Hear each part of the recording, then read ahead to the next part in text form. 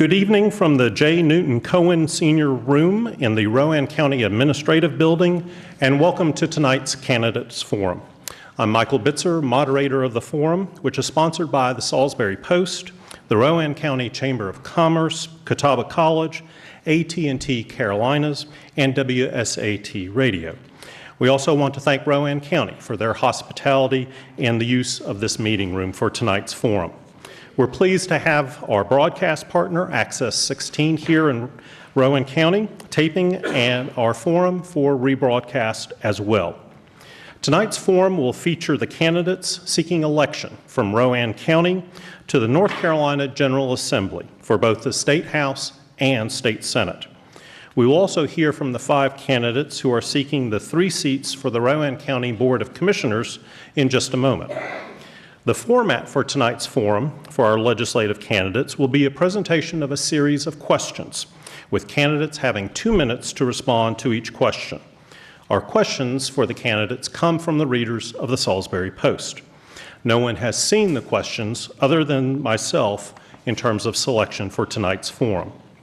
The questions will be rotated between the candidates and the offices, and at the end, we will ask each candidate for a 1-minute closing remarks. Each candidate can keep track of their time with a clock positioned in front of us, and at the 2-minute mark, I will ask for time. The candidates have graciously agreed to these conditions.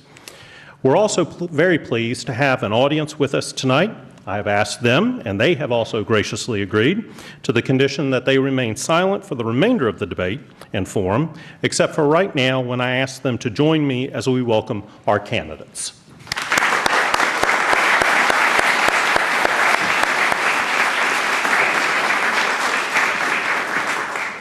We will begin tonight's forum with 2-minute remarks from each of the 5 candidates seeking the 3 seats on the Rowan County Board of Commissioners. And we will go in the order of ballot appearance. Mr. Green, if you will start us off.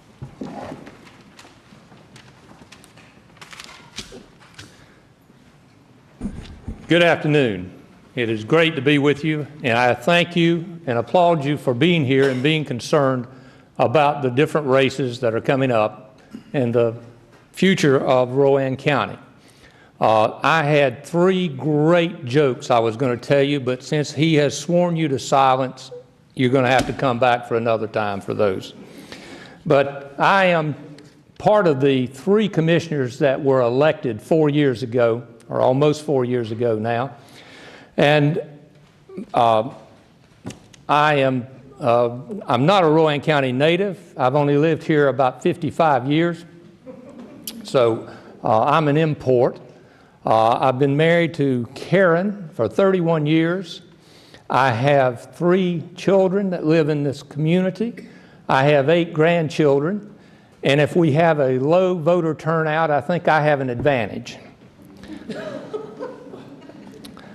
When I ran 4 years ago, I was concerned about several different items. One of the first was just the civility of what was happening in Rowan County politics. We had county commission arguing with several different municipalities. We had municipalities arguing with each other. And we promised that one of the things that we were going to do was to bring civility back. And we think that that is one of the, that we have been able to do those things. We also had a problem with the Board of Education. At that point in time, we had attorneys that were taking care of things. And so we have given the schools more money than they've ever had before. And the third thing was we promised jobs. And our last meeting, we had $311 million brought before the County Commission for support for new jobs for Rowan County. So thank you. I look forward to serving another 4 years for you. Appreciate your vote.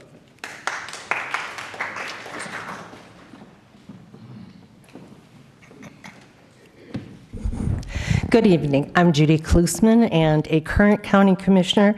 And I just want to say thank you to all the citizens of Rowan County who helped to elect me 4 years ago. It has been an honor and a privilege to serve you. I would like to tell you in just these few minutes why I believe you should re-elect me for a second term.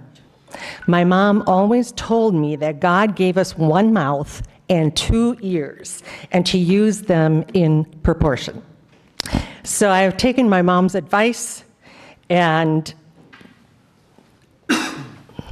when I ran, I said I would listen to you. I will sit down and meet with anyone and listen. That doesn't mean I'm going to agree with you, doesn't mean I'm going to do what you want me to, but I will listen and respect your point of view. Now, what's happened in these last 4 years? Economic development, increased school funding, new elementary school, getting people back to work through job training and bringing in new business, working together with all the municipalities, the school system, RCCC, Catawba, Livingstone, and Hood Seminary. All of these things without raising taxes. Financially, Rowan is on solid footing and has a AA+ bond rating. I have helped to make big strides forward in making Rowan a good place to work and live and raise a family. We accomplished these things, the three commissioners who are up for election and the other commissioners on our board, by working together. And there are many things that need to be done, healthcare and social services and the opioids problem. But I am out of time, so I will just say, because of all these challenges that I'm currently working on, I would hope that you would return me to office, and I ask for your vote November 6th. Thank you. Thank you. Ms. Levy, if you would.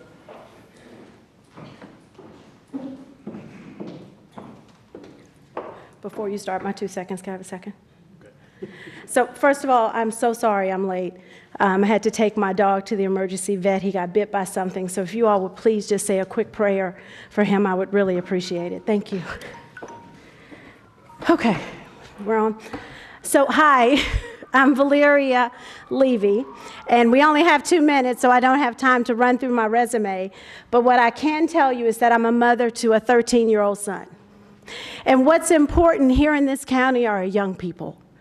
We need to have better opportunities for them so that when they come home from college or when they graduate from high school, they'll be able to receive gainful employment in the county that we love.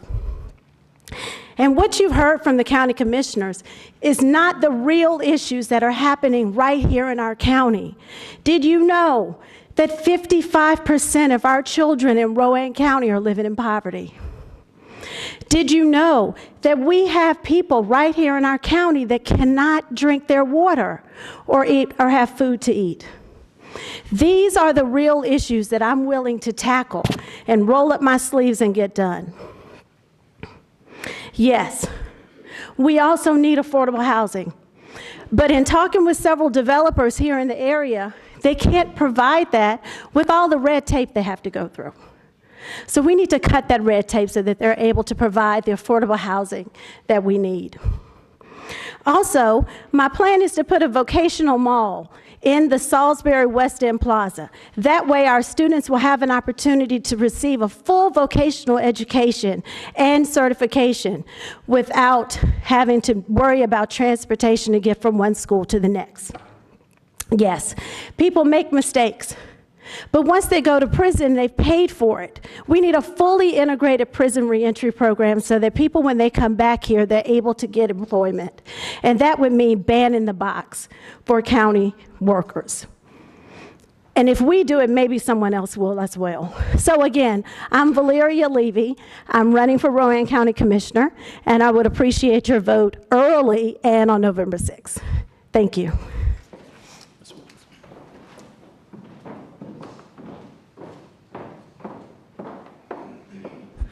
It is awesome with the last name Wilkes to be able to not go last. Good evening, Rowan County. I am Reverend Latasha Wilkes. I am a Rowan County native. I see issues being public safety, education, poverty, affordable housing, clean, safe, and affordable water, economic development, and building a coalition between the county and the citizens. I want to work with each mayor, president of local college, principal of each school to make sure that our county is balanced, make sure that the education is balanced. Considering that over 50% of our Rowan County Department of Social Services foster children had to spread out to Stanley County, that bothered me when I went to the One Church, One Child event. Considering that over 50% of our children right here in Rowan County are facing poverty, that bothers me. How can we rise above these issues?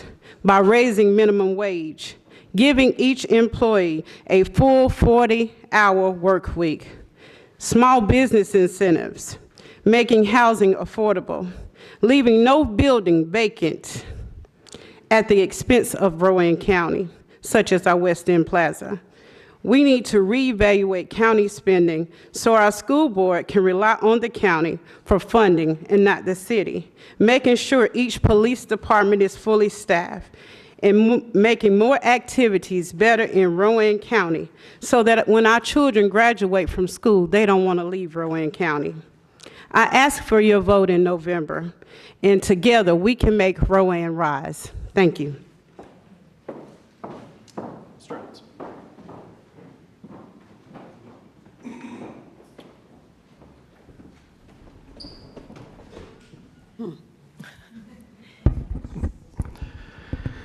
4 years ago, you elected the three of us and asked us to create a new vision for improvement. You told us to stop the bickering, and we did that. You told us to work with all 10 municipalities to move all of Rowan County ahead, and we are doing that.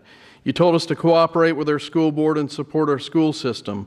We are doing that. You wanted a more aggressive, more productive EDC, and we created that and attracted one of the top 5 economic development directors in the nation. You ask us to build a modern, competitive workforce, and we're working with partnerships through Rowan Cabarrus and a series of new modern academies in our public schools. You wanted more jobs and more retail choices, and we've seen 57 new and expanded retail, service, and manufacturing businesses and over 20 new restaurants open in the last 4 years. Rebranding, industrial spec buildings, marketing Rowan County, re-engaging with regional economic organizations, reorganizing our animal services, a coordinated response to the opioid crisis, the Rowan Idea Center for new business startups, clean water to the good people of Dukeville, and working closely with our sheriff to address our crime issues. The results?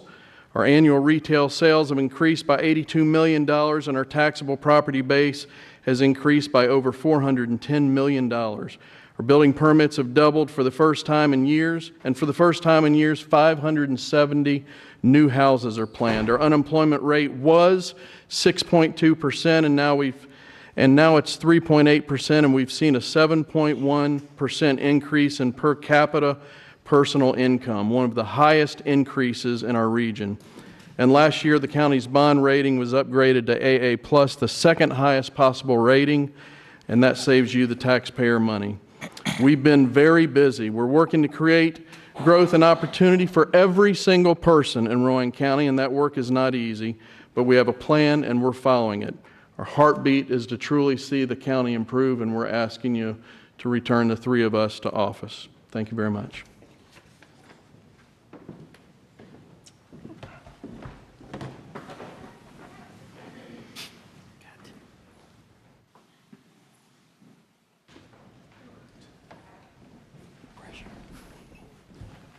Thank you all for joining us this evening. We'll now turn to our candidates who are seeking election to the State House and State Senate districts that cover Rowan County. They are in order of the Senate and House districts and by listing on the ballot. Senate District 33, Carl Ford and Aaron Wilhelm. House District 76, Joe Fowler and Harry Warren. House District 77, Julia Howard, who could not be with us this evening, and Bonnie Clark, and House District 83 with Larry Pittman and Gail Young. We'll begin with 2-minute introductions from each of the candidates, and we will begin with our State Senate candidates. Mr. Ford, if you will start. Thank you. I want to thank everyone for being here tonight and in this great room in this great building. I'm Carl Ford, and a lot of you know me. I grew up in Cabarrus, Rowan. I can't help I had to live in Cabarrus some of the time because we're living in mill houses in Kannapolis as my dad got promoted and worked his way up there. And so I'm a lifetime resident. I grew up in Kannapolis, live in China Grove now. My wife is here, Angela. I have 4 children, 7 grandchildren. And the grandchildren, why are they always so much more fun than the children? I don't know. But they are. I love my children, but the grandchildren, oh yeah, they're a lot of fun. I'm an Eagle Scout, and that means a lot to me, and a lot of things I learned there that helped me go on and do what I'm doing now. I served on this county commission board for years, and I'm a little nervous where I'm sitting with a county attorney normally sits. I'm afraid he'll charge me by the minute for being in his seat.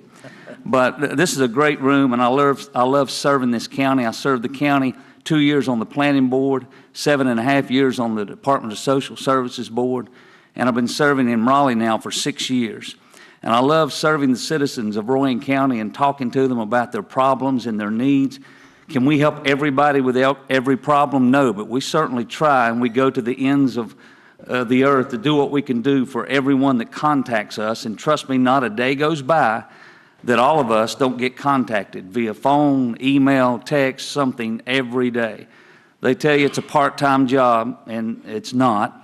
It is definitely part-time pay, but it's not a part-time job. But I love it. I love serving the people. And I love being a part of this community. I've owned my own business with my wife and I for a lot of years now, and I've been in broadcasting for 36 years, and I get to talk to a lot of people then without listening to them talking back to me. So that's fun too. No, I'm picking with you. I love hearing from people, and may God bless Rowan County, and God bless everyone here tonight. Thank you. Mr. Wilhelm. Thank you. Good evening. I am Aaron Wilhelm, and I'm running for North Carolina's Senate to represent the people of Rowan and Stanley counties because I believe that I will bring a fresh outlook and much-needed experience to Raleigh. I'm a United States Navy veteran, a husband, and a father to 4 children, all of whom are attending or have attended public school in our Rowan-Salisbury school system. I also had the honor of serving as an alderman in the town of Granite Quarry on their town board. I have many years' experience serving both youth and adults with mental health, substance use problems, and those with intellectual and developmental disabilities. Currently, I work to bring people in our community together to address behavioral health challenges that impact so many people. I believe North Carolina needs to take a whole-person approach to how we govern. That means we need to address things like poverty, improving our education system, and attracting more jobs that pay a living wage. One of my top priorities will also be to address the growing issues with the opioid crisis. We need to take a multifaceted approach to how we address addiction. We need to work with our law enforcement officers, medical professionals, faith groups, schools, and more to tackle this issue. This issue impacts everyone, and everyone must be involved. Another of my top priorities is education. I believe that educators hold the most important job in this country, and we need to treat them as such. I believe that we need to eliminate the usage of standardized testing as the rule and measure of how we measure our students, educators, and schools. We must get away from this one-size-fits-all plan for education. Times have become tough in our community, but together we can achieve great things and improve the lives of everyone in our community. Thank you. Thank you. Mr. Fowler. You got a little more time. Go right ahead. Thank you for being here. I appreciate everybody coming. My name's Joe Fowler. I'm not a Rowan native either. I came from Surry County. I grew up in Mount Airy. My wife and I moved here in 1999. We've raised 4 kids in Rowan. All of them have attended the East Rowan school system, and we moved here because of the schools. We looked all around. We had an option to live anywhere in the state. We moved back here from Tennessee, but we came to Rowan for the schools. We knew we were going to have another child. We already had 3, and we were just starting school. We looked at it real hard. And right now, Rowan is the focus of the entire state with the renewal school system. It's only one in the state. We have an opportunity to make our schools the best in the state again. We've slipped over the last several years all across the state due to many things. You know, most states are facing education challenges all over the country. It's not just us. And everybody's looking at different ways to solve them. I think we need to be looking at other states that have been where we are to help us solve some of our problems so we're not reinventing the wheel. Along with the school system here, we're also the focus of an environmental challenge, and that's coal ash. Duke Energy has all the coal ash stored from the Buck Steam plant still over at the Buck Steam Station. Now, the state has issued a permit to incinerate that coal ash so it can be sold on the market to concrete makers, cinder block makers. Good way to recycle it. The only problem with it is when they incinerate it, it's going to put the same chemicals that went in the Dukeville groundwater in the air for all of us to breathe at an acceptable level. Thank you. Thank you, Mr. Fowler. Thank you. There's got to be another way to do that. Okay. Thank you. Mr. Ward. Thank you. Good evening.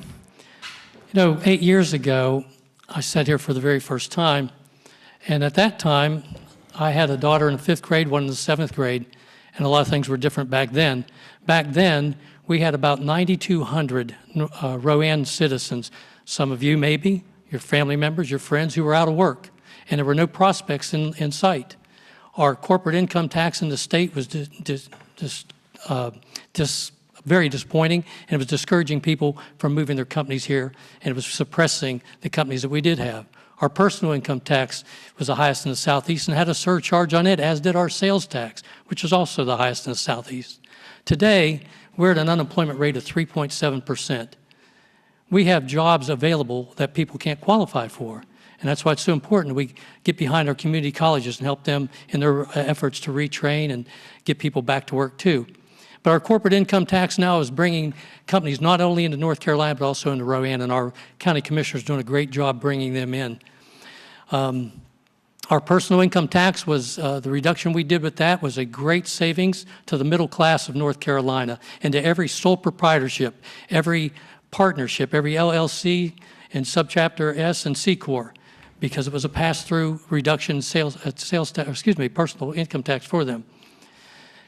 Today, our teachers are averaging a paycheck of over $50,000. Average paycheck for teachers today is $50,861. We have a long way to go yet on that, but we're in a much more competitive position than we were 8 years ago, and we have a lot more to do.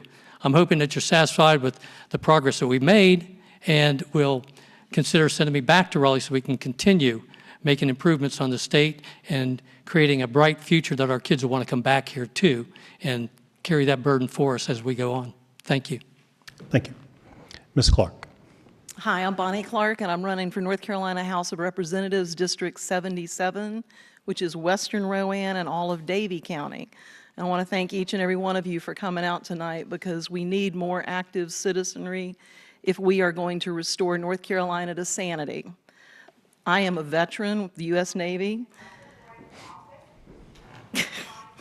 and service is super important to me, and that's why I'm running for office. I have been extremely distressed by what's been happening in North Carolina over the past 30 years. I've watched our state go from one that you could really be proud to call home to one that is an embarrassment in the world. What's happening in our legislature is moving us closer to fascism than democracy. We have a constitution that's being violated on a regular basis, and our tax dollars are having to defend these unconstitutional laws that are being passed by the people we elected to represent us. And that is not okay with me. Facts matter. And when I hear people constantly spouting information that is factually incorrect and truly dishonest, I can't sleep at night. I have to do something about that. And so I am running for North Carolina House of Representatives, and my goal is to restore education to the profession it deserves to be, reduce class sizes, do something about poverty and hunger in North Carolina, stop the school-to-prison pipeline, which is now a for-profit industry, and restore constitutional adherence the way it was intended to be. I could go on for a long time, but I just want to impart to you, there is two different realities here. There's the truth, and then there's what we're hearing from our legislature. I'd like to ask for your vote early on October 17th for North Carolina House of Representatives, and please vote no on all 6 proposed amendments. Thank you. Thank you. Mr. Pittman. Thank you. I'm Larry Pittman. I represent the 82nd District. Oh, you start? Okay. 82nd District, North Carolina House, currently, which is the western portion of Cabarrus County. But the districts got changed, violating our Constitution, state Constitution, and I've, of course, voted against that. But now I'm running in this new 83rd District, which is from Concord up through China Grove. Well, let me tell you first, I'm a Presbyterian pastor, Evangelical Presbyterian Church. I've been ordained since 1983. My wife Tammy's sitting there on the front. She's also my legislative assistant, so when you contact my office, you'll normally get with her before you do me if I'm not in the office. There are 4 tests that I put to all legislation before I decide whether I'm going to vote on it. Number 1, would it make man's law contrary to God's law? If it does, I'm not going to support it. Number 2, does it uphold our citizens' rights or does it violate their rights? I'm not going to support anything that violates the citizens' rights. Number 3, is it any of the government's business in the first place? A lot of the problems we have today is because government's got their fingers in all kinds of things that's none of their business, and I don't support that. Number 4, can I justify any related expense that this legislation will bring about to the taxpayers? Because it's not our money in Raleigh, it's the taxpayers' money. I'd like to talk some more about the GOP platform. I'll just say rather quickly, if you read through it, you'll kind of find out where I stand, and I support our GOP platform, not because it's a GOP platform, but because it says what I've always believed. And I support the rights that it supports. I support the limitation on government that it supports. I support our state's right to govern ourselves without undue federal interference. And I stand for those things, and a lot of the legislation that I have offered has been directly trying to fulfill some of those things that are in the platform that are in my heart. Thank you. Thank you. Ms. Young. Hi, I'm Gail Young. I want to thank you for being here. I am running for House District 83. House District 83 is one of the redrawn districts so that it does encompass a wide or a very diverse group of people. We have 2 cities, 3 towns, 2 counties, and 3 school boards. So there's a lot of different interests that are combined in that district. I decided to run because I've always believed in government. I spent my career in local government in Mecklenburg County, where I gained skills in budgeting and financial management and human resources. So I have a background. I retired and thought that I was going to be doing something besides politics. So I am surprised to be here as running for an office this year, but I'm also feel honored to be considered for that office. I believe in government. Government is what we all collectively own. And I believe the roles of government are pretty simple. We are to ensure the individual rights and freedoms. We are to provide opportunity to all people and equity to all people. And we are to provide security and safety, and that could be from law enforcement to safety nets for those who are in need of it.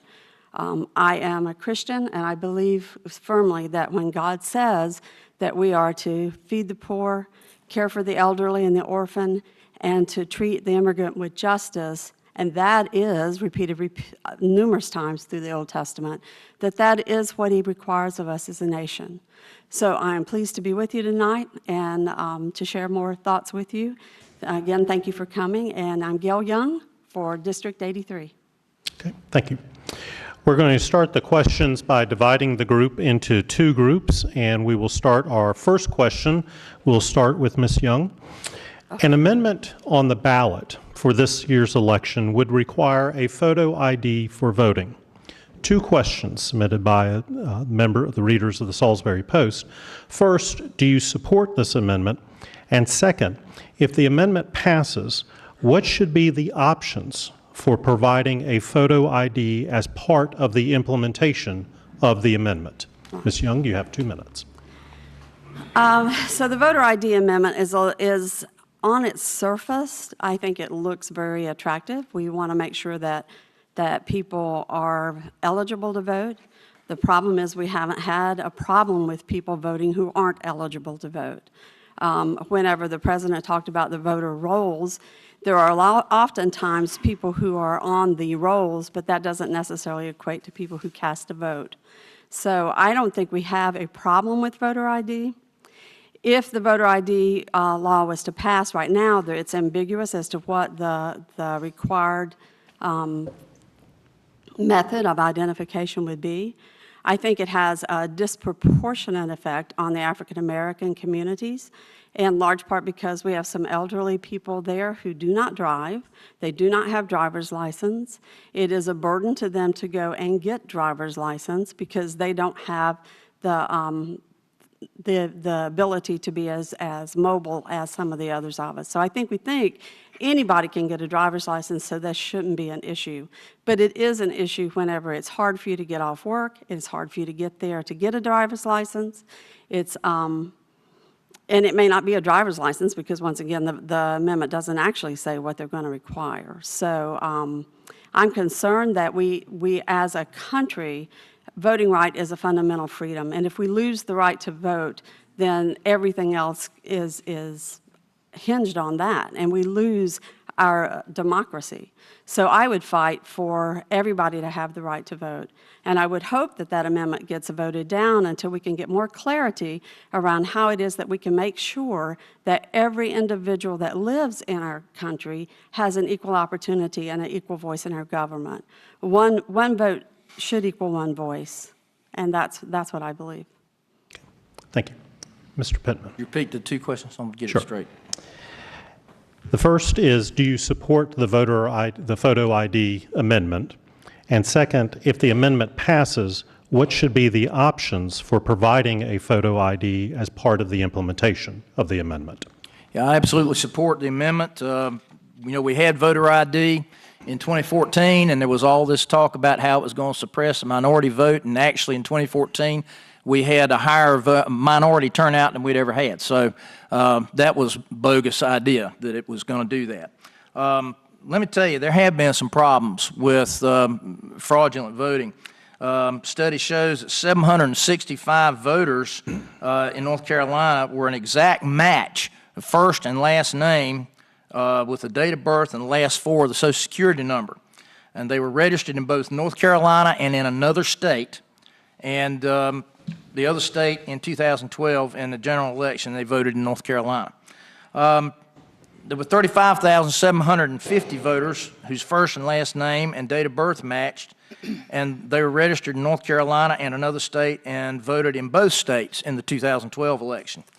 There were 155,692 voters who had an exact match of first and last name, date of birth, and the last four of Social Security number, who registered in North Carolina and another state, and North Carolina is not the latest date of the registration or activity. There are 13,416 or were deceased voters on voter rolls in October of 2013, and these votes were subsequently removed. 81 deceased voters have voter history later than the date of their death in North Carolina. There is a clear problem. We had a lot of different options in the voter ID law that we had. I assumed that it's going to be similar to that. We've been over backwards. We offered people free IDs, and we allowed a wide variety of types of IDs, student IDs, and all kinds of things that they could use, their electric bill, all kinds of things. We went way beyond what should have been necessary to allow everyone to be able to vote, and I expect we'll do so again. Thank you. Ms. Clark. I would like to thank Gail Young for her eloquent and cogent remarks. I think she covered the topic pretty well. I would like to add to that as someone who took care of my elderly parents from 2004 until their deaths, it was very hard for them to travel. And both of them outlived their ability to drive. Both of them had severe physical pain and difficulty even just riding in a car. If we require people to provide an ID when they register to vote, I am fully confident in the Board of Elections that they will make sure that only registered voters are voting. That is where we have our checks and balances.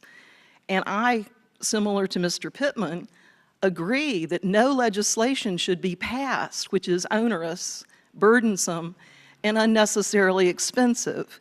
It makes no sense to make a constitutional amendment requiring a voter picture ID when the process is already in place. We are legislating a non-problem, and we are going to the extra expense of putting it in our Constitution, which in my personal opinion makes no sense whatsoever. And I think that covers it for me. Thank you. Thank you. We will now start with Mr. Warren on this, and it's also a two-part question. Since the state of North Carolina funds a significant portion of local school operations, what will be your approach to funding public schools, and what is your stance on using taxpayer money to pay for vouchers for private schools and for charter schools? Mr. Warren? Well, the vouchers don't actually pay for charter schools. I believe that when somebody mentioned the phrase earlier about one size fits all, we've had that approach to education in North Carolina for decades, and that's the way it's always been, one system where children and students are put into a group based on their age and not based on their needs. And I believe what we've done now is to follow the mandate and the intent of the Constitution, Article 9 of our Constitution, and that is to provide each student with a free education, but that education should be geared to that student's ability to learn and the way that they learn. So what we've done is we diversified through vouchers like tax credits for students with disabilities, opportunity scholarships, which are geared towards the lower social economic stratum, and innovative schools. We've diversified the way we deliver education. And so over the course of time, over the last 8 years, we've actually increased education funding by $2.1 billion. If you look at the amount of money that we've allocated in the 2018 budget, which was $13,760 million, and compare that to the last the budget, let's say the budget of 2010, which was around 11,600, you'll see that we have increased education funding by 2.1 billion plus, but we've diversified where that money goes.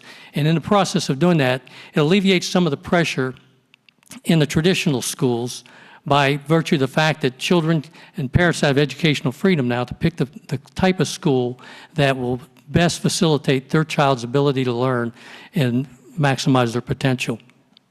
Okay, thank you. Mr. Fowler. Would you repeat that question for me, please? Since the state of North Carolina funds a significant portion of local school operations, what will be your approach to funding public schools, and what is your stance on using taxpayer money to pay for vouchers for private schools and for charter schools? I'll answer the second part of that first. You know, charter schools, the original concept was to create a school for underserved kids and overachieving kids. It was also directed by the General Assembly to be demographically similar to the public schools. In the last 10 years, that has completely eroded away. That is not the case with your typical charter school anymore. They're also not involved in specific kinds of reporting or telling anybody what they're using the money for, and that's our public money. Now, as far as vouchers, 95% of the vouchers issued were used at 3 private schools, one of them being in Fayetteville. And the money allocated for vouchers is about $55 million. That's just the right amount to pay for teacher supplies across the state and make sure every single teacher has what they need. And if I haven't made that clear, charter schools and vouchers need to be looked at very closely. There has to be accountability. We're taking money away from our public schools. We're taking opportunities away from the kids that go there. We are making charter schools into segregated schools for only those people that can get there. Many charter schools don't offer transportation. A lot of differences. But like I said, the original concept was a good one. There's a place for them. Thank you. Mr. Wilhelm. I believe that we need to start listening to our educators and our administrators and ask them what they need to be successful when it comes to public schools. They are the subject matter experts. They deal with the daily lives of our students. They are our greatest asset in trying to develop a way to educate our children better.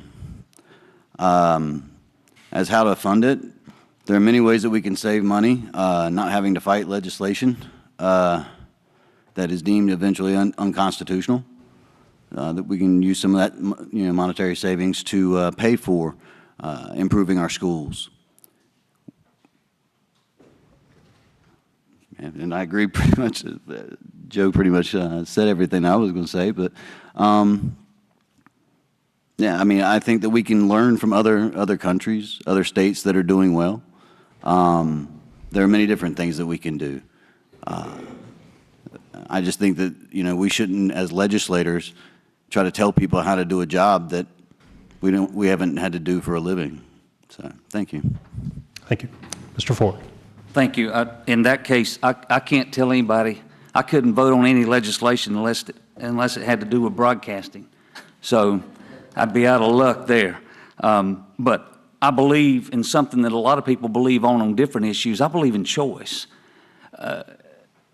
Your children should have a choice of where they go to school. And it should be your choice. And it should be the best choice. And that's why I agree with all the charter schools. The more the merrier. We've got a new one in Rowan County this year, already doing well. The one in Stanley County, my goodness, Greystone Academy is one of the best ones in the entire state and doing a fantastic job. Now, before you get bent out of shape, I had 2 children that went to public schools. I had 2 children that went to very small Christian schools in this county, and they all turned out very well, going those 2 different paths. I also believe in vouchers, because vouchers are a great thing. It gives you even better and more choices for your children. And everybody talks about the importance of education, and I agree. But if the parents don't have a choice, and this was, by the way, when the voucher bill passed in Raleigh, it was bipartisan. You know why? Because there were Democrats as well as Republicans that wanted their children, their grandchildren, those in their community to be able to have a choice for the best education possible. And yes, the money should follow the student. Absolutely. It's our money. It's our money. It's not the government's money. It's our money. And it should follow the students, our children. And that's why I believe in choice for education, because that way you'll get a better education. And look at something else that's happening in this state, and that's early college. My goodness, great success here in Rowan County with RCCC. It's a great success story, and we need to expand that because it's working very, very well. Okay, thank you. Ms. Clark, we will start the next question with you.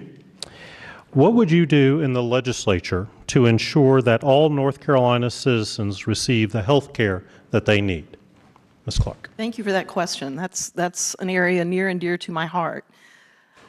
One of the main issues that has me running for election is health care. Our current legislature, in a very partisan and racist move, rejected the Affordable Care Act and made it partisan rather than we the people who deserve affordable health care. They disregarded the needs of the people in North Carolina. They disregarded the needs of people who had difficulty acquiring health insurance, either because their employers cut them down to a number of hours a week where they were no longer considered full-time and eligible for health insurance, or they have a series of jobs in order to make their lives work, and they could not afford health insurance.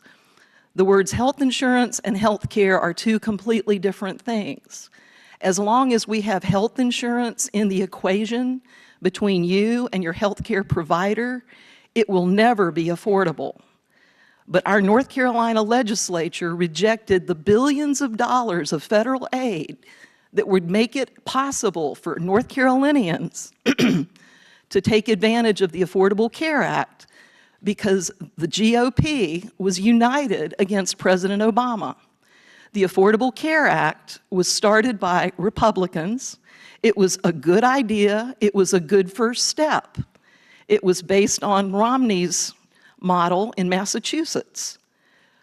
But because of the partisanship and the disregard for the needs of North Carolinians and the disregarding the needs of the United States all across the country, it became Obamacare. And that was the tar brush it was painted with. And that was blatantly racist. It was anti-American, anti-people. And I believe that we deserve to open that back up, receive that federal money, and start embracing the Affordable Care Act as step one. And I would push it beyond that to universal health care. Thank you. Mr. Pittman. First thing I would do, aside from hopefully Congress getting rid of the so-called Affordable Care Act, which isn't, is do away with certificate of need. That would allow a lot more affordable options for health care that would help more citizens. As far as Affordable Care Act or Obamacare, whatever you want to call it, it's socialism. And like Margaret Thatcher said a long time ago, the problem with socialism is that sooner or later you run out of other people's money. And the reason that people were cut down to less than 40 hours a week and all was directly because of the provisions of the Affordable Care Act. I mean, you got to understand, people who run businesses are there to make money. And when you make it impossible for them to be able to afford to do the things that they need to do and keep people working full-time, then that's going to happen. They're going to be cut back. You know, I've heard business owners say during that time when all that was coming about, you know, I can afford to pay the fine better than I can afford to pay for the insurance on Obamacare. There's no way I can do it. So we don't need to move towards a more socialist approach. And, you know, it wasn't because of the color of anybody's skin. It was because it was a foolish socialist scheme. And as far as the money that would have come in if we'd have expanded Medicare, Medicaid, excuse me, the thing is, yeah, the federal government was going to give us a lot of money for a period of time. Then it was going to go away, and the states were going to be stuck with a bill we could not afford.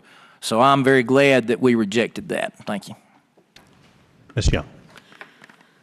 Okay, so I have about 3 points I think that I'd like to make in terms of looking at healthcare costs. I worked with Human Resources whenever I was with Mecklenburg County, and I know that one of the key costs that continued to rise was healthcare costs. So part of the problem that happened whenever we had the Affordable Care Act was I think a lot of businesses took that opportunity to bail out and not to try very hard not to give their employees health care coverage because it gave them an excuse. And so consequently, what I see happening now is there's more and more and more people who are uninsured.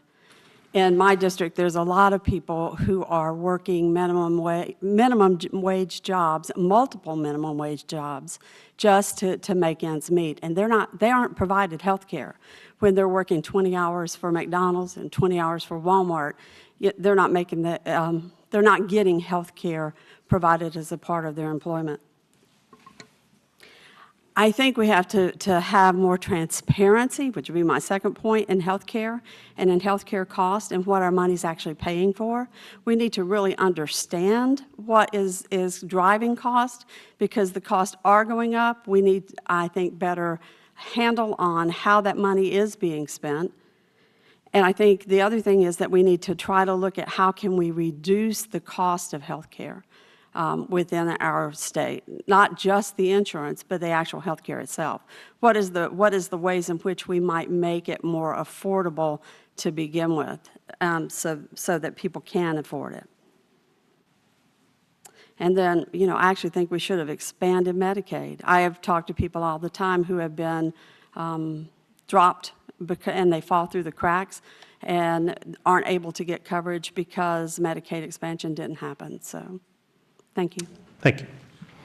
Our next question, we will start with Mr. Ford. Reader of the Salisbury Post wrote in, what 3 strategies do you support to address the opioid issue facing our state and local communities? Mr. Ford. Thank you. The number one strategy is working with our churches, and our churches are doing a better job and grabbing a hold of this whole issue right now. And it seems to be an issue. And then we came across the STOP Act, and anytime you pass legislation in a hurry, you're going to, not every time, but sometimes you'll run into some problems where you have unintended consequences. And when you're cutting out pain medicine, then I've had several people come to me and said, hey, it's tougher for me to get pain medicine now, and I'm in real pain after a car accident or after an accident at work. And so sometimes you can go too far with legislation. The problem, there are a lot of problems, and a way to handle this is with law enforcement and with the court systems. And again, we don't need to punish everybody like they've murdered someone for abusing opioids. On the other side of that, we have this little magic thing called Narcan that helps people when they've overdosed to, it's a Lazarus drug is what they call it. And so it helps them to return. But then you've got people that are having these parties, these opioid parties, and they expect the ambulance to show up with the Narcan. And I've talked to many in EMS and EMTs that said they have to show up at the same address 4 and 5 times in 2 days. There's a problem. And the problem is the law enforcement is overburdened with this problem. And it's a social problem, and it's a cultural problem with all of us and all of our cultures that we've got to get a grasp of. And the number one answer, number one answer is Jesus. And that is the church. And the church is doing more in not just that area, but all these areas. And forgive me for saying I'm sorry, I'm not sorry. The answer is Jesus. Mr. Wilhelm. I believe that honestly we need to take a whole person approach when we're trying to address this opioid epidemic. The epidemic stems from not only people that were in accidents or were injured or that suffer from chronic pain. It also comes from poverty, from adverse childhood experiences, from a lower education, a lack of jobs, a lack of employment. So we need to address all these things. We need to create quick response teams, overdose response teams that are made up of clinicians, law enforcement, EMS, certified peer support specialists that can go out and meet a person that they've had to use the Narcan on to try to help them, to educate them on what's available. Narcan is costly, but it's far less costly than getting someone and helping someone into treatment, through treatment, and back on the rolls as a working citizen who's paying their taxes. I also think that we need to have more aftercare. So when someone comes out of a treatment facility, that we're addressing. The easiest way is to imagine a sapling that's growing in like sand, and so it's withering. If you dig it up, you put it in fertile soil, give it water and give it sunlight, it starts to grow and be healthy and become healthy again. Well, what we seem to do is we dig it back up and we put it back in the sand and expect it to continue to grow and be healthy. And we can't do that. We have to provide people with more aftercare, with job education, with helping them get back on their feet. Thank you. Thank you. Mr. Fowler. Wow.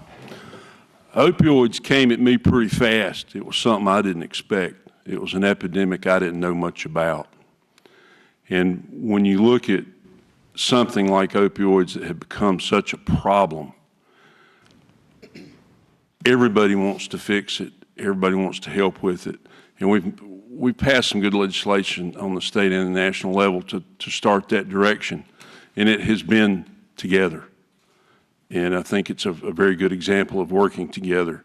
Like Aaron said, you have so many different levels that cause the addictions and the problems, whether it be the user, whether it be the person that needs it, the person using it for recreation, the person expecting Narcan to come save them. There's all kinds of things. It's a big social problem. And I think we need to do everything to help on the medical and the counseling levels that we can. As far as specific recommendations, I don't have any right now. It's something I have to look at closer. I think we're on the way to getting it right because we've discovered it's there and we've decided we need a solution. Okay. Mr. Warren. Thank you. Well, this is one of those subjects that come up at the legislature that is not a partisan issue. And we should all be very proud of the fact that North Carolina was one of the first, if not the first, state to respond legislatively to the opioid crisis with the STOP Act. Now, STOP Act addressed Schedule 2 and Schedule 3 opioids and narcotics, and there's too many provisions of it that 2 minutes won't allow me to go over with you. But on the congressional level, Richard Hudson and our representatives, Ted Budd, in the House, supported the THRIVE Act, which provided for transitional housing for opioid people who had opioid addictions. They also supported the COACH Act. And I think that when you ask about what my suggestions would be, I would say that there's actually 3 things we can do. Number 1 is communication. Number 2 would be evaluation, and number 3 would be to respond. So we communicate at the state level at this point, with the authorities and the physicians at the state level, and in our case, our district, as to how the acts are being executed and where they see weaknesses or opportunities for improvement. And then we evaluate how those acts are working, and then we respond to it, and we fix the areas that need to be fixed. And one of the things we have to be very careful for that Representative Ford alluded to is when you have things like Narcan and the Good Samaritan bill, you drop somebody off at the hospital and we won't prosecute you. You have to be very, very careful. Though the intent is right and the intent is good, we don't want to become enablers and facilitate the proliferation of the use of the drugs. Okay, thank you. Our last question before we go into concluding remarks, we will ask of all of the candidates, and Ms. Young, we will start with you. If elected this November, what do you want to be best known for in your 2-year service in the General Assembly? Ms. Young. Great, that's an easy one. Okay, thank you. My whole reason for wanting to run is because I saw an opportunity for us to work together better in our local governments with the state government to provide real solutions to problems that we feel in Concord, in Kannapolis, and in China Grove. And so what I would hope to be known for is my ability to work directly with our elected officials, with our local leaders, to listen to the issues that they have and the concerns that they have, to hear what they need from Raleigh, and to be an advocate for them so that they can actually solve the problems in their community. I'm a believer in the best place to solve a problem is the community itself, not Raleigh. So I think we need to listen more, get more input, hear what's happening, and then be able to provide the resources. The other thing I think, that because of my district being so diverse, I think there's a unique challenge that I would have in terms of integrating all of those different needs and ideas, because what's needed in Concord, which is schools, we need some hard facilities, and what's needed in Kannapolis, which is more people to fill the jobs that they have available and as they grow, and what's needed in China Grove in terms of the infrastructure and bringing new jobs, it's all so completely different. And so I would see myself as a coordinator, facilitator of trying to bring together all those differing goals and all those differing visions into a cohesive way of moving together, forward together, so that we can accomplish more. And I do think we can accomplish more together if we listen to each other and work together. I hope to also be known for working across the aisle. I don't believe in partisan politics as being the best way to deal with issues in the legislature. So. Thank you. Mr. Pittman. Well, I don't know if you're aware of Cheyenne's Law, but in 2016 I got that bill passed because Cheyenne Marshall was killed by a drunk boater out at Lake Norman, and it was treated as a misdemeanor. And so I got Cheyenne's Law passed to bring that up to a felony, equal to killing somebody by drunk driving. And I'm very proud of getting that done. Also, I'm sure there'll be mixed reaction to this, but I'm the one who's been leading the fight to get rid of Common Core in North Carolina, and I hope I will eventually be able to succeed. I have so many teachers thanking me. When they meet me, they thank me for trying to get rid of Common Core. It is destroying education, and we need to get rid of it. There was an opportunity to do that. Dr. Ted Scheich and his work group on the Academic Standards Review Commission put forward a great math plan that was ignored by a commission that was set up to do nothing about Common Core. So I ran a bill in 2017 called Actually Get Rid of Common Core, because all they did was take the name off and leave it virtually the same. And our superintendent of public instruction, Mark Johnson, when Mike Speciale and I showed that bill to him, he wanted it passed. But the chairman of our committee would not allow it to be heard. One of the things that I am known for, you talk about getting along with people. There are Democrats that I may disagree with them and vote differently, but we're great friends, and I've even had some as co-sponsors on some of my bills, or I've co-sponsored some of theirs. And we do work together. I love people. I'm a pastor. Jesus Christ is Lord. Nobody can change that, no matter how much you may hate the fact. And I remind my fellow legislators often that we are all going to give account to Him as King of Kings and Lord of Lords for how we govern. And I am very loving and friendly to people, I don't care who they are in Raleigh, and I even have folks come in my office and talk to me who hate my guts, and they're welcome to do so. I let them come in and we talk. Thank you. Ms. Clark. I love this question because the thing that I would want to most be known for is to be a unifying voice of civility, respect, and service. I believe that the partisanship that has been becoming just extreme over the past 15 years is the biggest problem that this nation faces. And so I work diligently to avoid labels. I work diligently to identify the issues that affect all of us as human beings. I believe we all, excuse me, we all want safe housing for our family. We all want nutritious, affordable food for our family. We all want to live with neighbors who we can get along with and depend upon. As a follower of Jesus, love is my highest guiding principle. And it's not easy to love some people, but that's what we've been commanded to do. That doesn't mean love people who think like I do. That doesn't mean love people who look like I look. It means love all people. And if you want to call that socialism, that's one of those labels that hurts and divides us as human beings. The more we call each other by labels, the more difficult it's going to be for we the people to work together to make this a better state, make this a better nation, and to be that shining example of American idealism that we can be. And so I would like for my 2 years in the legislature of North Carolina to be an opportunity where people began to talk to each other as human beings with no regard for party, and to look at the commonalities that bring us together as human beings so that we can all work together to make it better for all of us. Thank you. Thank you. Mr. Warren. Thank you. When I finished with politics, what I'd like to be remembered for is for having been accessible, for trying to keep my constituents informed, and for listening to them, regardless of their political positions, and for responding to the challenges in the legislature in an objective and pragmatic and principled manner.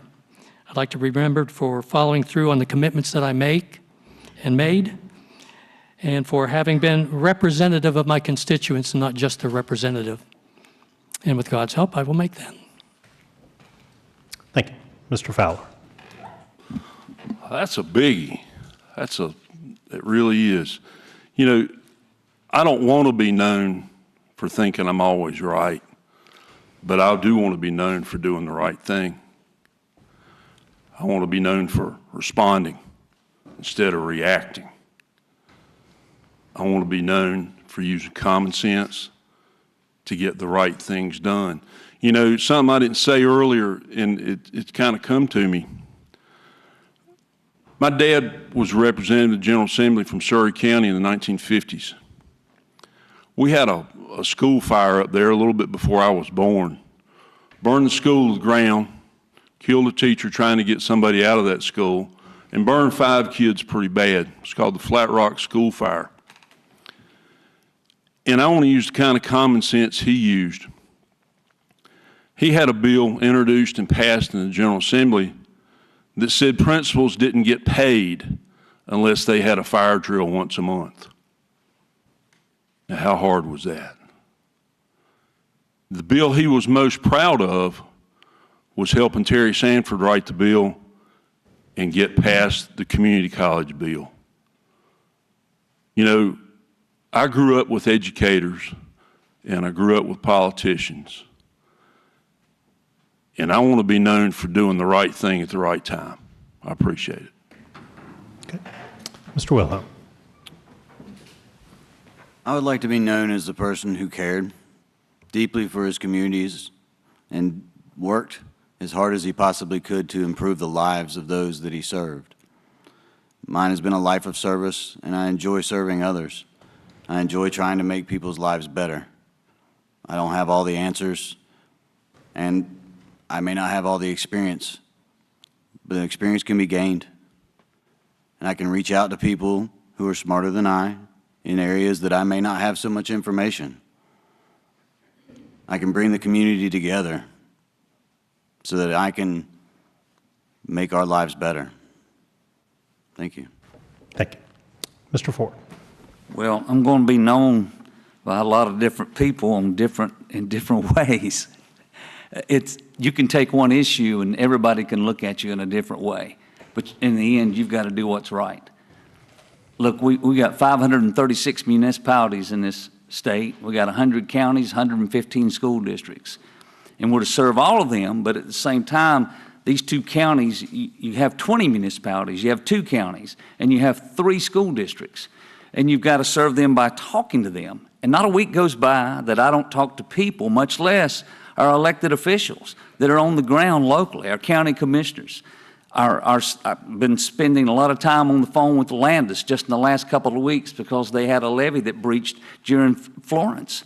And we're trying to get help there, Fed, state, whatever we can get to help them out with that. I'm meeting with Mount Pleasant next week over an issue over some problems that happened recently. And that's what we've got to do, is be able to talk with the people that are connected more locally every day. And I do that. And you can ask any elected official. I'm going to continue to do that. I'm going to make mistakes. We cast thousands of votes every year, thousands. There could be 24 votes on one bill, different votes and different amendments. So I'm going to make mistakes. I can assure you of that, and I've made many in the last 6 years. I made some while I was a county commissioner. I can assure you of that. And I will make mistakes in the future. But it won't be from a lack of caring. It won't be from a lack of studying or talking and learning what the people at home need. Thank you. Okay, thank you. We're now going to have concluding remarks. I had indicated at the beginning I will give you a minute. I'm going to exercise moderator discretion and give you 2 minutes. So, Ms. Young, if you will start us off with concluding remarks for us. Okay, so once again, I want to thank you all for coming out and for hearing what we all had to say.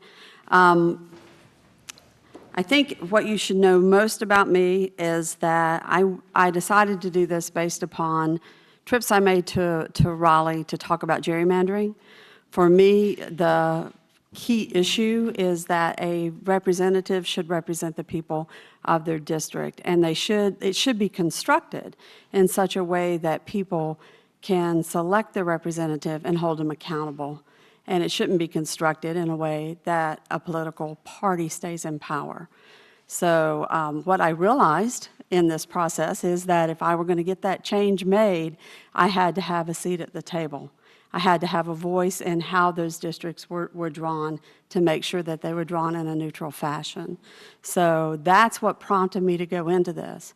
Now that I'm here, there's been so many conversations that I've had on doorsteps with people who are hurting, who have needs and concerns, and there are so many areas that we really do need to work on that I'm looking greatly forward to rolling up my sleeves and really tackling a lot of those difficult issues that have to do with education and making sure that our kids have what they need. I know I've talked to numerous parents, and they all want their children to have better than they had themselves. So I want to make sure that we can work with education and with the programs like that RCCC has that really is preparing the kids to have skills and to work in jobs that were needed right here at home. And I want to spend a lot of time focusing on health care. So that's coming from the conversations I have with people in the street. I appreciate your listening to me tonight, and if you're in my district, I would ask that you vote for me either early on the 17th or go and vote for me on November 6th. And thank you for your time. Thank you. Mr. Pittman. I mentioned earlier that I'm committed to the points in the Republican state platform.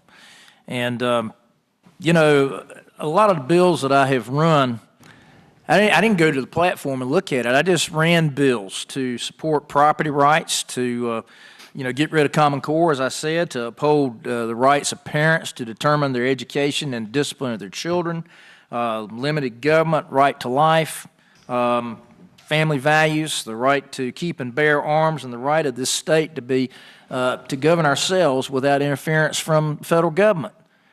And as after I'd run these bills, I went back and looked at the platform, and it said exactly what I'd been doing. So if you're Republican, I'm your guy, for sure. But if you're a Democrat, listen, I'm there to uphold your rights. We're going to disagree on some things. I disagree. Listen, Harry and Carl could tell you all stories about our caucus meetings where I think our leadership is about ready to throw me out because if they're doing wrong, I tell them so. I don't just follow the party line. There's right and there's wrong, and I stand for that. And so I'm a person that works for the people. And if I don't think what they're doing is good for the people, I'm going to say so. And I've told municipal government bodies and I've told county commissioners before, and I guess I'm saying it again. I want to work with you for the good of the people, but I don't work for you. I work for the people. I'm in the government, but I don't work for the government. I work for our citizens, and I'd appreciate the opportunity to keep doing that another couple of years. Thank you. Thank you. Ms. Clark. Again, I want to thank you all for being here, because if we don't have a well-informed and active citizenry, we do not have a democracy. You have the biggest burden on you to keep our nation free and to help restore our state to sanity. People who run for office will do the best they can in that position, but you have to hold us accountable. You have to know what we're doing. You have to have input on what matters to you, and then you have to hold us accountable. And if we're not doing what we were elected to do, you need to vote us out. One of the reasons I'm running is I've watched our current legislature have past midnight closed sessions to pass legislation on non-issues. I'm all for small government. Government doesn't need to know what my gender is. Government doesn't need to know what bathroom I'm using. Government does not need to know what my personal private feelings are about anything. Government is designed to build our roads, create our public education, help us access health care. As a farmer, I have all these folksy sayings like an ounce of prevention is worth a pound of cure. If you want affordable health care, you have to make it possible for people to take care of themselves, which means getting enough food, getting enough sleep, spending time with their families. That's true family values. When you have to work 3 jobs just to pay your bills, you have no quality of family life whatsoever. We deserve a living wage in this state. We don't have that. We have a right-to-work state, which is a lie created by our legislature to allow employers to fire us for no reason whatsoever. These are the kinds of things where facts matter. And I will stand for you, I will listen to you, and I will serve you. Thank you. Thank you. Mr. Ward. Thank you, Dr. Bitzer. Folks, it's been a great honor and a privilege to be your voice in the state legislature. It's a public trust that I hold the greatest respect for. And during my time in the House, I have sponsored and voted for and supported economic policies that have helped turn North Carolina and Rowan County's economies around. Through monthly town halls and weekly newsletters when we're in session, I've tried to keep you informed and have always made myself accessible. We've made great strides in a lot of areas, and you don't normally hear about them because you hear about the few times we disagree because they sell papers, they make the news. But as Mr. Pittman said earlier, probably 90% of the bills that come out of the House are a bipartisan vote. We do get along up there. We made a lot of great strides forward in areas like increasing education funding, increasing teacher pay.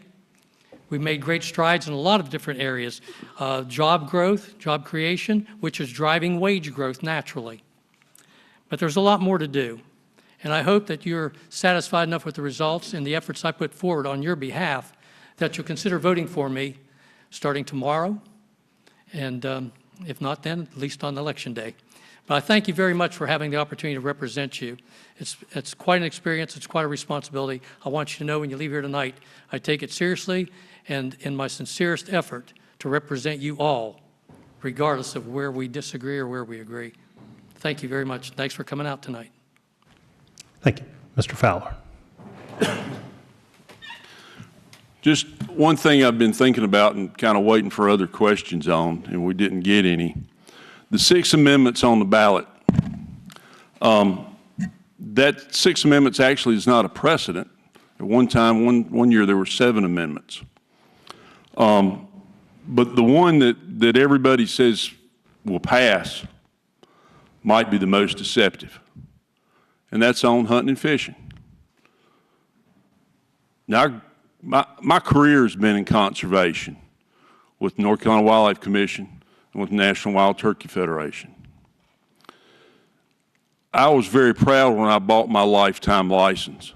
It cost $300. Went in a wildlife endowment fund, and interest from that has been used for wildlife programs for years now. 2 of my sons also have that license. This hunting and fishing amendment looks pretty good on the face. It's something I'd have voted for 10 years ago. It's something I'd have wanted. But in 2013, the North Carolina Senate reduced the Wildlife Commission's budget by $18 million and tried to make them dip into that wildlife endowment fund and use it for operations costs because they weren't going to be able to do it any other way. And the House actually defeated that bill, and they didn't have to do it. So what bothers me about this hunting and fishing amendment is how it could affect the Wildlife Endowment Fund that I have paid into and that we all have enjoyed all the work the Wildlife Commission has done for our wildlife across the state. What I would propose on all 6 of these is to vote against them. We need a constitutional meeting, just like we had back in 1969, to bring our Constitution up to date for the 21st century. The legislature did it back then, and then they voted on it 7 times with 1 negative vote. Thank you. That's bipartisan. I believe we can do it again. Thank you. Mr. Willett. Well, first I'd like to take a moment to thank my wife and my children, without whose support I couldn't be doing all this. I'd also like to thank the many people who have given me their support and encouragement along the road. I would also like to thank the sponsors of this event, as well as the other candidates. And I'd also like to thank you all for coming out. Thank you very much for taking an active role. I've had the privilege of serving my country and community, and it would be an honor to serve you in the North Carolina Senate. I have experience serving those who are most vulnerable in our communities and working to bring different groups together to find a common consensus. I've seen firsthand what families that are devastated by addiction are facing. We are so fortunate to live in a wonderful community such as this. But with that, we're facing some real challenges like the opioid epidemic. a lack of good-paying jobs, and ensuring our educators get the support that they need. My focus will be to serve the people of Rowan and Stanley counties. I'll work hard every day, and I'll work across the aisle to do so. I'm asking for your vote on November 6th. Thank you. God bless our counties and our great state. Thank you. Mr. Ford. Yes, thank you. I want to thank everyone for being here tonight. I have to answer some questions. I've been in Raleigh for 6 years. I've never been involved in a closed session, much less one that was after midnight. I've been involved in votes that were held after midnight because both parties agreed that some things you have to get a third reading. That means voting the next day. And so the Democratic leadership, the Republican leadership gets together. Do you want to come back at midnight or do you want to come back at 9 in the morning? And that's the way it happens. But as far as a closed session, that's never happened. That's not true. And you want to talk about partisan politics, we had it for 140 years in this state. It was called Democratic control. The Republicans have been in control 8 years, and of those 8 years, there's only been 4 where we had a governor. And so as far as partisan control, the Democrats had it for 140 years. And look at what's happened since we've taken control. Everybody's got more of their money in their pockets. We're spending more on education than we ever have, 57% of the state budget. What I want to continue to do in Raleigh is to make sure you're able to keep more of your money, that businesses can continue to grow and flourish and have more of their money. Because when businesses grow, everybody grows, the community grows, everybody comes out better, everybody. I got a business owner right now telling me he's got a job washing dishes, pays $15 an hour. He cannot keep someone employed. The owner is doing it himself. $15 an hour to wash dishes, and he can't keep anybody. I mean, and all the 6 of the amendments, vote for all 6. They're good. The right to hunt and fish, it sounds like it's not good, but it is very good. You know why? Because there are animal activists and there are gun people that want to take away your gun rights, and that's why that's there. The right to vote, it's absolutely a fact. They are protesting our fishermen at the coast now that are trying to make a living, animal rights activists. And the right to vote, my grandmother was 96 years old when she passed away, never drove a car, but she had a photo ID. Thank you. Please join me in thanking the candidates for their time this evening.